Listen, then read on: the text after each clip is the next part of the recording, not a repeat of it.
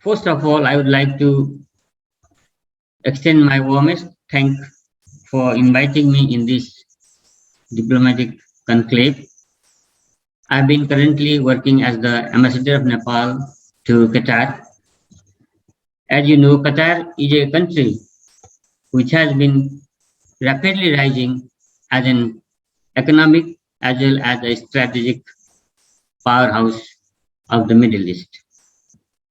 Nepal and Qatar have had very long diplomatic relationship stretching from 1977 till the present date, and we have had very smooth and constructive relationship between us.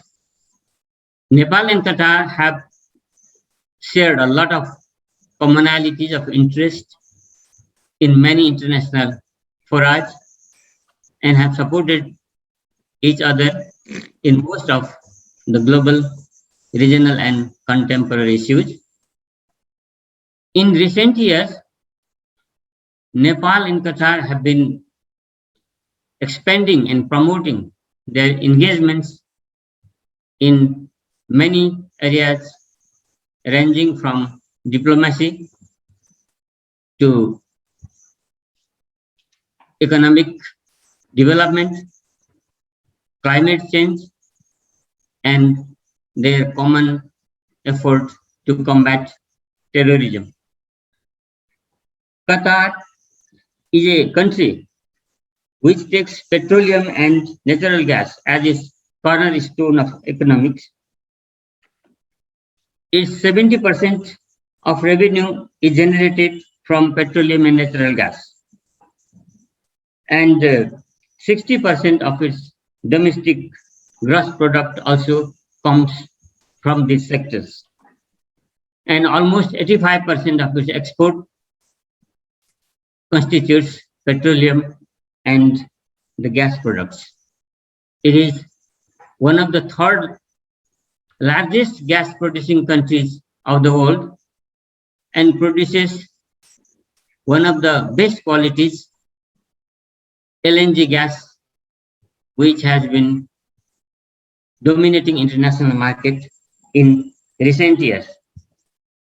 Nepal and Qatar have been in economic interactions for quite some time, but the balance of trade is heavily tilted to the side of Qatar. Very small quantity of products have been exported to Qatar from Nepal. The range of products is also very limited. We are exporting a limited quantity of vegetables, spices, some finished food products like the noodles, pasta, macaroni, and other things. But we have been importing a huge quantities of electronic products, copper, and materials made thereof, and steel and iron products have also been imported from India in a huge quantity. According to the statistics of 2018, Nepal exported commodities worth 948,448 US dollars, whereas it imported $378,648 worth of commodities. This shows that the trade of balance between Qatar and Nepal is heavily in favor of Qatar, and it needs to be corrected. Nepal and Qatar have been doing business, but it's quite lukewarm, and some efforts from business sectors is being made, but it's not sufficient. The 2015 mega earthquake in Nepal disrupted a supply chain that was being built between the Middle Eastern countries and Nepal. But because of the huge disruption and Nepal's failure to showcase its commodities worth exporting, the quantity of export trade is still very meager. We all know that without a vibrant export trade, a country can never prosper and develop.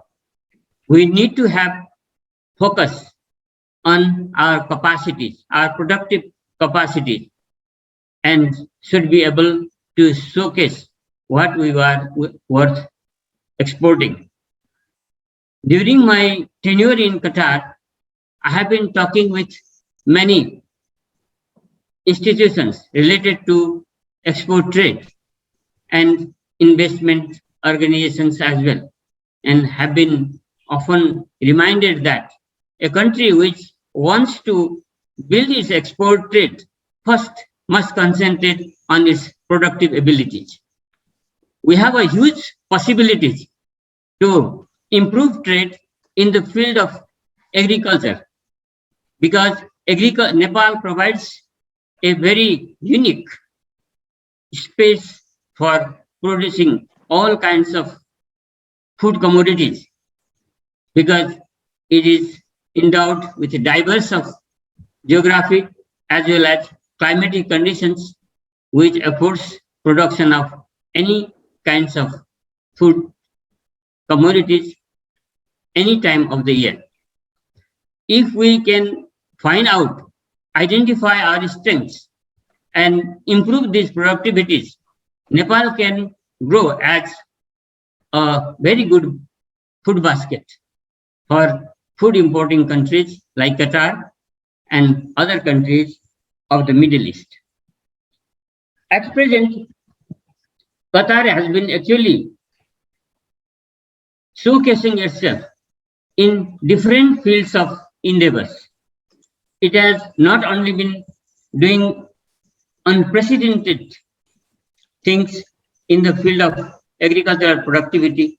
Being a desert country, one would imagine that Qatar's plan for attaining sustainability in agriculture would be a pipe dream. But as an ambassador of a country which boasts of being agricultural country, I have seen that Qatar has made amazing progress in agricultural productivity. The cutting edge technology is being used to produce foodstuffs, agricultural products such as the vegetables, fruits, mushrooms, and dairy products. Qatar has already 1 minute left. We have 1 minute left. Sorry, I would like to get I think 2 minutes more because I think it's important. It's a very good forum. I want to share it, but still I'll try to be in time. Thank you very much.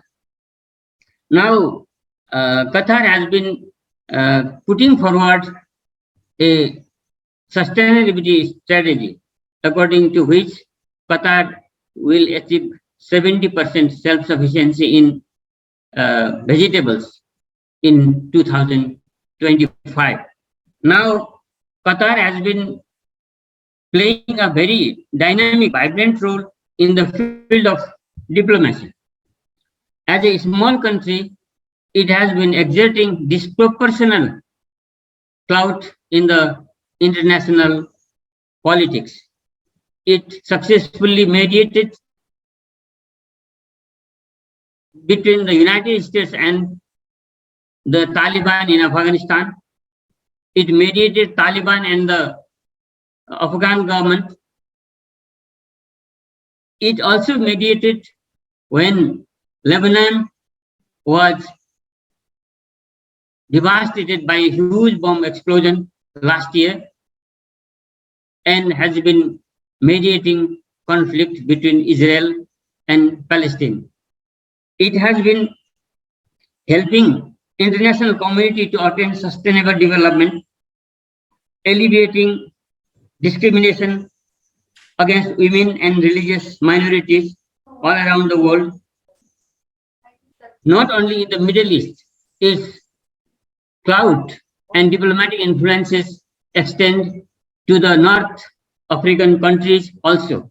In recent months, Qatar's role in mediating the conflict that has arisen on the issue of Renaissance Dam over the Nile River is very exemplary. Because of its diplomatic intervention, the conflict relations between Ethiopia, Egypt, and Sudan has been contained, and there is a possibility of peaceful resolution of this conflict. In this way, Qatar has been a very active and dynamic partners in the diplomatic communities of the Middle East. And for Nepal, it has been a very reliable and trustworthy friend. Today, there are 350,000 Nepalese in Qatar. It has provided a huge employment market for the Nepalese people. And Qatar happens to be We are the... really sorry, sir. We are really sorry, just- sir. We have to accommodate. I just ended, sir. Just 1 minute. Qatar has been sending more than 10% of the revenue that Nepal receives from around the world.